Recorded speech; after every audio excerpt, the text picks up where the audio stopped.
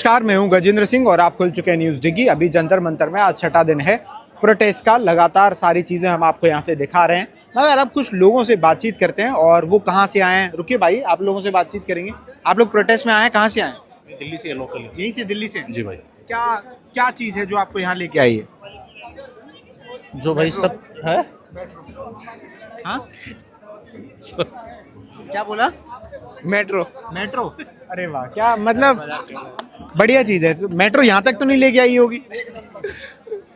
जी हम तो आए हैं, ये जो आंदोलन चल रहा है देखने आए क्या चल रहा है क्या नहीं चल रहा, बस देखने आए, सपोर्ट करने नहीं आए? और सपोर्ट किसको बोलोगे? मतलब यहाँ बैठ के सपोर्ट करो? हाँ, अरे सुबह से यही तो है। और सुबह से ही? सुबह से लग रहा है धर्मेंद्र प्रधान रिजाइन देंगे? नहीं देगा तो देना पड़ेगा। मुझसे तो देगा नहीं वो। अच्छा, जैसे आज आप पहली बार आए आज? नहीं, तीसरा चौथा दिन है। चौथा दिन है। आपको लग रहा है कि बाहर के जो लोग हैं उनको पता लग रहा है कि यहाँ पे कुछ हो रहा है? बाहर के लोगों को ज्यादा पता चल रहा है और दिल्ली की जनता को नहीं पता चल रहा है, मेरे को जहाँ तक लग रहा है। क्योंकि यहाँ पे जितने भी पब्लिक है, मेरे हिसाब से 90% से ज्यादा बाहर की पब्लिक है।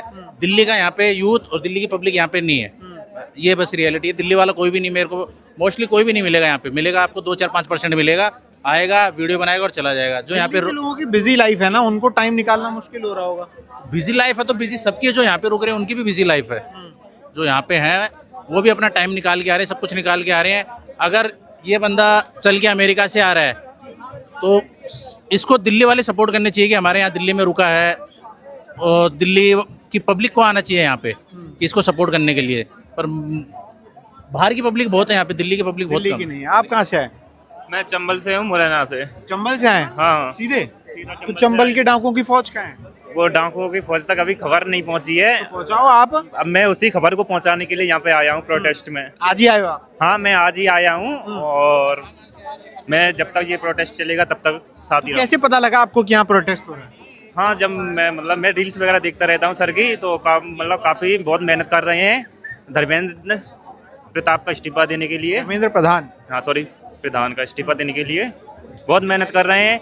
अब मैं भी जैसे यही चंबल में लोगों को आपको घर पे बताया कि मैं प्रोटेस्ट में शामिल होने जा रहा हूँ? हाँ, मेरे घर वालों को बोल के आया था मम्मा से कि जब तक वो धर्मेंद्र प्रधान इस्तीफा नहीं दे देगा तब तक मैं घर नहीं आऊंगा। अच्छा, तो यहीं बैठने वाले हो? हाँ, यहीं बैठने वाला हूँ तो मैं। इस्तीफा नहीं दे देंगे? हाँ, तब तक इस्तीफा 2-3 महीने चला तो?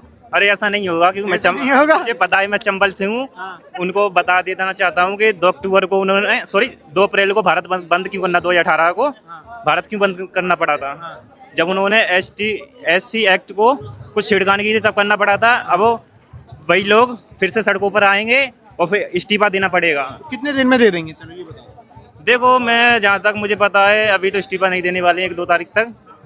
और जहाँ तक मुझे पता है जब यहाँ पर हमारे बड़े भाई चंद्रशेखर आज़ाद नहीं आ जाते तब तक वो इस्तीफा नहीं देने वाला है। और अगर वो आ गए यहाँ तो दूसरे दिन उनको इस्तीफा देना पड़ेगा, मैं गारंटी के साथ कह सकता हूँ। क्या नाम है आपका? मुन्ना खान। कोई भी आ जाए इस्तीफा नहीं होगा और ना ये देंगे। तो ये प्रोटेस्ट वैसे ही वेस्ट सालों बैठे रहे। हाँ। देखो हकीकत क्या, आज देश की हकीकत जो है, भारतीय जनता पार्टी एक ऐसा शक्तिशाली दल है आज के समय में। ऐसे आइए। एक ऐसा शक्तिशाली दल है, उसके पास इतने जो लोग हैं, बुद्धिमान लोग जो बैठे हुए हैं, वो रोज नया एक प्रोपेगेंडा देश के अंदर डाल देते हैं। पिछले जो मुद्दे होते हैं जिस पे हम सवाल उठाते रहते हैं, बात करते रहते हैं, वो मुद्दे उसके पीछे गायब हो जाते हैं, नए मुद्दे आ जाते हैं।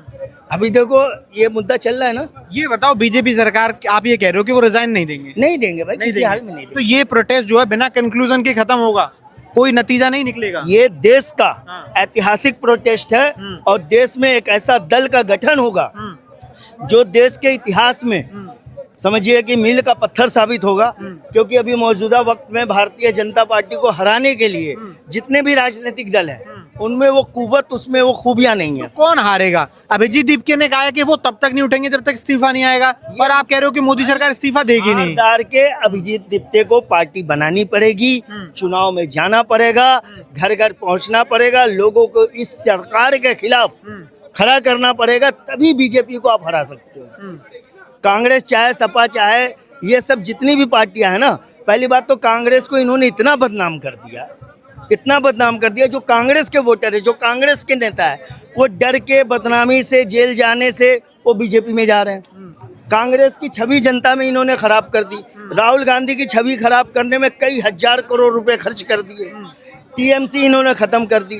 देश के छोटे छोटे जितने भी राजनीतिक दल हैं, सीजेपी को खत्म कर देंगे? नहीं, ये एक आंदोलन उठेगा भाई। देश के अंदर आंदोलन ही बदलाव का रास्ता होता है। कहाँ अभी 10,000 लोग तो आ नहीं पाए हैं। भाई लोगों को आप देखो मत ना, अब हमारी मेहनतों को देखना। आंदोलन किससे बनता है? लोगों से नहीं बनता। लोगों से बनेगा। जब लोगों तक हम अपनी विचारधारा को पहुंचाएंगे, जब हम अपनी बातों को पहुंचाएंगे कि देश में आपको राजा चाहिए ये तो- या प्रधानमंत्री चाहिए। कैसे पहुंचाओगे? मीडिया तो सपोर्ट ही नहीं कर रहा है। मीडिया दिखाई नहीं, टीवी मीडिया, कौन सी मीडिया? टीवी मीडिया, नक्कटी मीडिया। किसी भी टीवी पे नहीं दिखाई जा रहा protest। देखो जितने भी नेशनल मीडिया है, मैं उनका नाम रख चुका हूँ नक्कटी मीडिया। उनकी नाक कट चुकी है। एक समय क्या था, लोग कहते थे ना नाक कट गई, तो नक्कटी मीडिया जितनी भी है नाक कट चुकी है। आज मीडिया हम और आप हैं, क्योंकि हर आदमी के पास आज सोशल मीडिया है, उसके पास मोबाइल है। तो हम और आप मीडिया है। हमें सरकार की नीतियों की बात, जो मौजूदा सरकार है, सरकार क्या कर रही है, ये सरकार जो आप समझे प्रधानमंत्री है, ना ना ना ना, आप इसे भूल से भी प्रधानमंत्री मत समझना। ये चक्रवर्ती सम्राट महाराज धीराज हैं।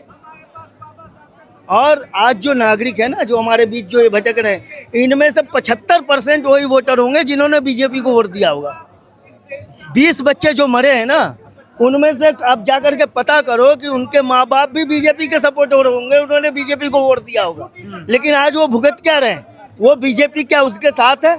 आज तक भारत में भारतीय जनता पार्टी का कोई नेता उन पीड़ित बच्चों के माँ बाप से मिलने गया, उनके ऊपर सर पे हाथ रखा कि चलो माँ बहन बेटे मैं हूँ? नहीं।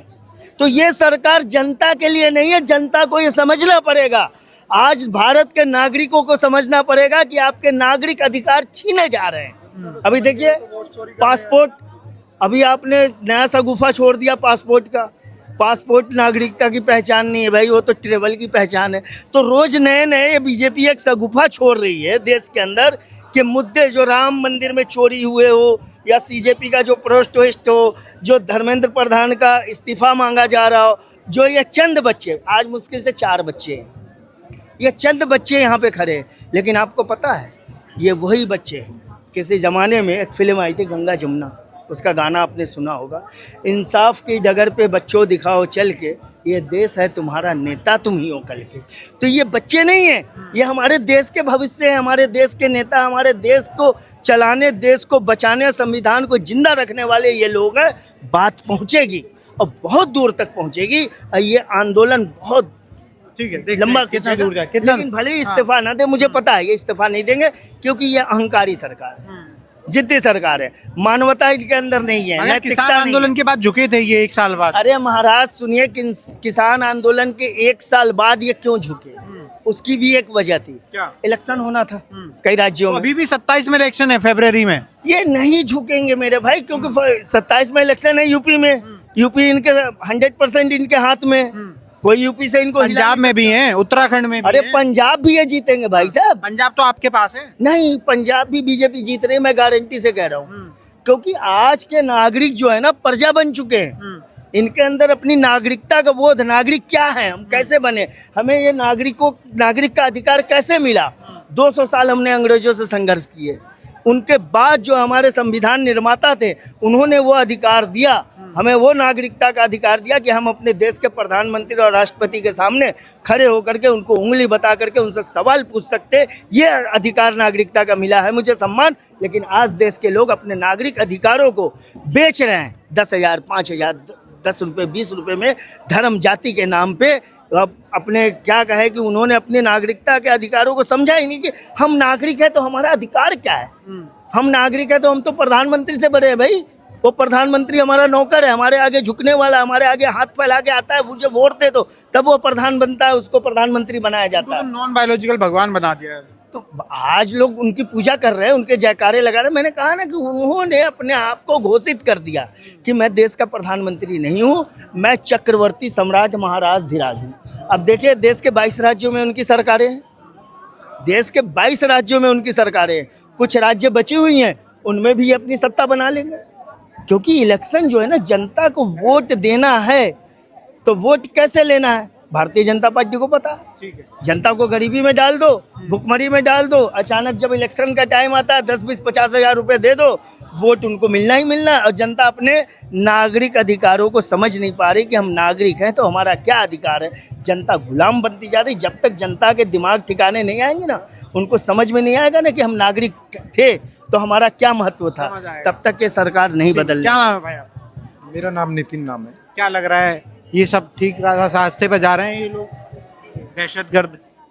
दहशतगर्द देखो, मैं वही कहना चाहूँगा कि जिनको ये दहशतगर्द बोल रहे हैं ना, ये भगत सिंह के वंशज है। ये वही युवा है जो, ऐसा नहीं है कि आज भगत सिंह पैदा नहीं होते। उनके लिए पहले मैं 2 लाइन बोलूँगा कि हम ही हैं अस्पाक, बिस्मिल और भगत। यूं ही रूप अपना बदलते रहेंगे। भारत को उजाले की पड़ेगी ज़रूरत तो जलते आए और जलते रहेंगे। जब जब इस देश में कोई इस तरह की घटना आएगी, जब जब कोई इस देश को गुलामी की तरफ ले जाना चाहेगा, तब तब ये युवा अपने अधिकार के लिए खड़े होंगे। हमारी कमी क्या रह गई कि हमने 10 साल पहले इनसे जवाब नहीं मांगा, इन नेताओं से, कि तुम कर क्या रहे हो। अगर 10 साल पहले हम कॉलर पकड़ के इनसे पूछते, 10 साल पहले आंदोलन होता तो देश के अंदर आज 89 पेपर लीक ना होते।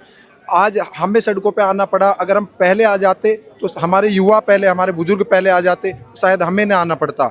आज हम नहीं आएंगे तो कल को किसी और को आना पड़ेगा। और मैं गारंटी देता हूं कि आज अगर इस मूवमेंट को एक गति नहीं मिली, आज यहाँ से ये मूवमेंट दब गया, तो कल को कोई हिम्मत नहीं करेगा कोई आंदोलन करने की। देश के अंदर फिर शासन तंत्र नहीं बचेगा। बहुत इंपॉर्टेंट बात बोली है इन्होंने कि अगर आज इस प्रोटेस्ट का कंक्लूजन नहीं निकला तो आने वाले समय में जो युवा हैं वो किसी दूसरी प्रोटेस्ट की हिम्मत नहीं जुटा पाएंगे।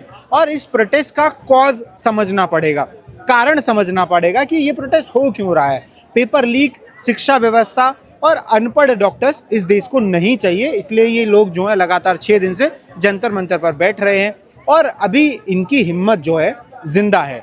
मध्य प्रदेश, छत्तीसगढ़, चारों तरफ से लोग यहाँ पर पहुँच रहे हैं। आगे क्या क्या अपडेट्स होंगे वो हम आपको बताते रहेंगे। कैमरा पर्सन अमानुल्लाह खान के साथ मैं गजेंद्र सिंह, जंतर मंतर, दिल्ली।